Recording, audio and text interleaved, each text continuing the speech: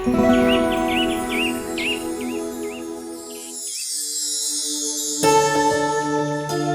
গো মা, সেই যে যাব না বলে চণ্ডী মণ্ডপ থেকে ছুটে চলে এলে, তারপর তো মুখে কথাই ফুটছে না, কিছু বলো। আপনার এত তাড়া ছিল বাবা ঠাকুর আমায় পর করে দেওয়ার? শোনো মেয়ের কথা, আচ্ছা বিয়ে হওয়া মানে কি পর হয়ে যাওয়া নাকি? বেশ বলো শুনি, তুমি কি চাইছো? মন সায় না দিলে বিয়ে করবে না। শুনে নিয়েছো গিন্নি? যতদিন না আমার মেয়ে হ্যাঁ বলছে ততদিন এ বাড়িতে কেন গোটা ছাতিনায় কেউ বিয়ের কথা উচ্চারণও করবে না। আপনি যে কি সব কথা কর না মাঝে মাঝে, বুঝি না আমি। নাটোরের রাজারে বারণ করবেন?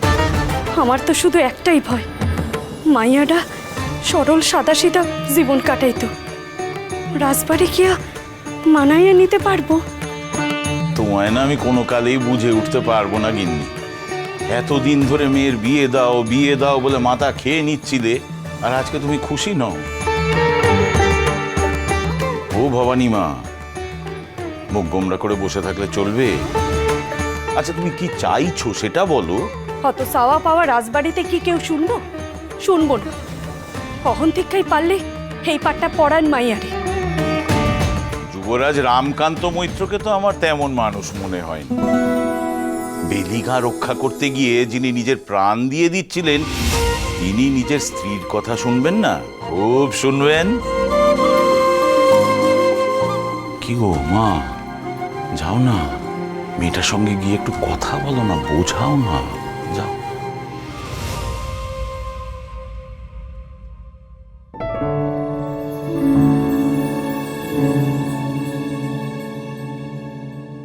বলি ও নাতনি, টুকটুইকা নাচ জামাই আইব, সত্যকারের রাজকুমার।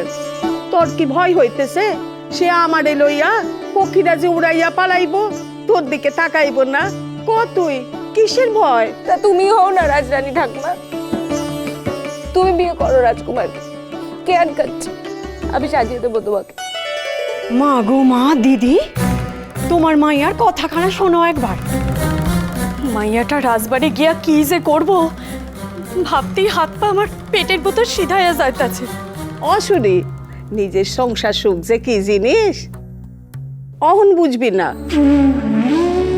আগে হক বিয়া, টের পাবি তখন। মিলাইয়া নিস ঠাকমার কথা। ওই তো শিবানী এসে গেছে। শিবানী দেখ তোর সইয়ের আবার কি হলো। মাগো, ওমা, গিন্নি, ছোট বউ, চলো। ওনারা তো ওই পাটিপত্রর কথা পেরেছেন। হ্যাঁ, আমাদের তো ব্যবস্থা করতে হবে। এত তাড়াহুড়ো কিসের সেটা তো আমি বুঝতে পারলাম না, তবুও রাজবাড়ি বলে কথা। হ্যাঁ, আমাদের তো তোড়জোড় করতে হবে। হ্যাঁ, এসো এসো এসো।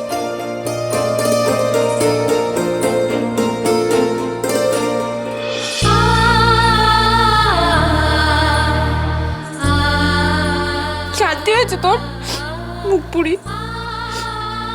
সারাক্ষণ বিয়ে বিয়ে পিজ্জাপতি হলো, এখন আমি চলে যাই এই গ্রাম ঘর বাড়ি ছেড়ে। দেখছিস না সবাই কিরকম ব্যস্ত হয়ে পড়েছে আমাকে বিদায় করার জন্য। এমনকি বাবা ঠাকুরও কেমন ব্যস্ত হয়ে উঠেছে।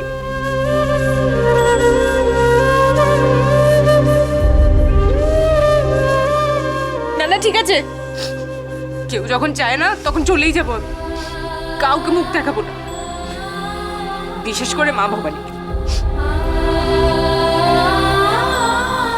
ওনার সম্মুখে তো আমি যাবোই না, আমার বুঝি রাগ হয় না? যেদিন ওই যুবরাজ এসেছিল সেই দিনই আমার সন্দেহ হয়েছে।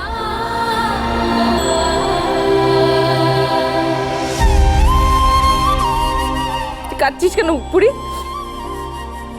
তোকে চোখের আড়াল করবো ভেবেছিস?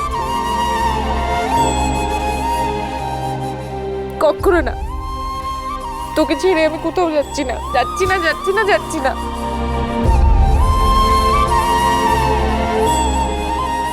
ও ভবানী, পাশের বকুল গায়ে কীর্তনের দল এসেছে, শুনতে যাবি? শেষবারের মতো পরে তো তোর বিয়ে হয়ে যাবে। মা বাবারির সঙ্গে তো কথা নেই, তোর বাড়িতেও সকলে ব্যস্ত। সেই যাই বরং কীর্তন শুনে আসি, তবু মনখানা একটু শান্ত হবে।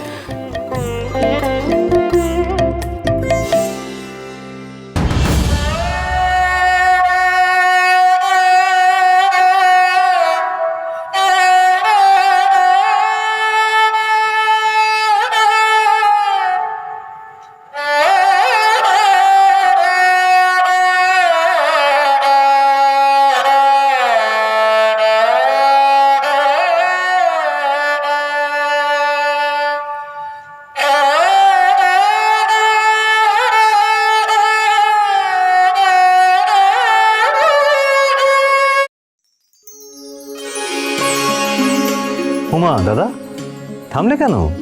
বাজাও, ভালো করে বাজাও। বাইরে তোমার বিয়ের কথাবার্তা হচ্ছে, এখন তুমি ছাড়া এসরাজ কেই বা বাজাবে বলো? কি বৌঠান, ভুল বললাম? না না, ভুল না তো, হক কথা কইছো। তবে কি জানো ঠাউরপো, এসরাজে বেদনা বড় বেশি। তখন কি আমাকে সেই সময়, তখন আমাকে কত আনন্দের সময় না? তা সত্য ঠাকুরপো, তুমি না হয় সানাই খান বাজায় দাও তোমার কান্ত দাদার হইয়া, আবার নবত বসান যাইতে পারে। কি কো বৌঠান, তুমি না পারো সত্যি। কেন কেন? ও মা, কি ভুল কথা কান কইলাম? তোমার যেন মনে কোনো আনন্দ নাই, খুশি হও নাই যেন? বউরে তো দেখাইলা, মনেও ধরছে, শুনছি। তোর মনে তো উদাস উদাস কেন? আহা, বুঝলেন না বৌঠান, এ হলো বিরহের জ্বালা, অপেক্ষার অনটন, অনটন আর অপেক্ষা। তাই তামাশা হচ্ছে। বৌঠান, এবার সত্যর জন্য একজন পাত্রী খুঁজুন। বিয়ে করার খুব ইচ্ছা হয়েছে ছেলের, তাই না সত্য? হবে সত্য, তোমারও বিয়ে হবে। কান্ত দাদা, তুমি যে কি বলো না, আমার আবার বিয়ের কথা কেন উঠছে? আরে সত্য, সত্য পালাচ্ছিস কোথায়? দাঁড়া।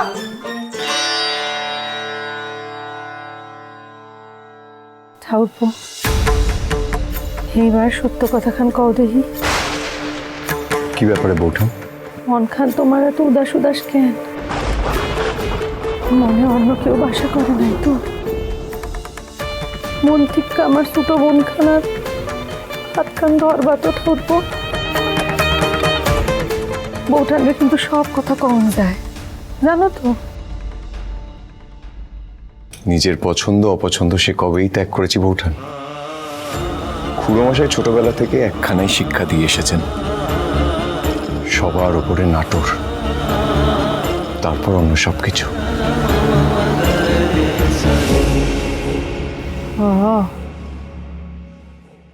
বুঝছি, ঠিক আছে, তোমার কোনো চিন্তা নাই, আমি আছি না তোমার বউঠান। আমার বই বইনরে আইতে দাও, আমি নিজের ঠিকা হাতে কইরা সব শিখায় পড়াইলাম। আইতে দাও তুমি, তখন দেখবা নাটোর আর ভবানী দুইয়া মিল্লা মিশা এক হইয়া যাইব। তখন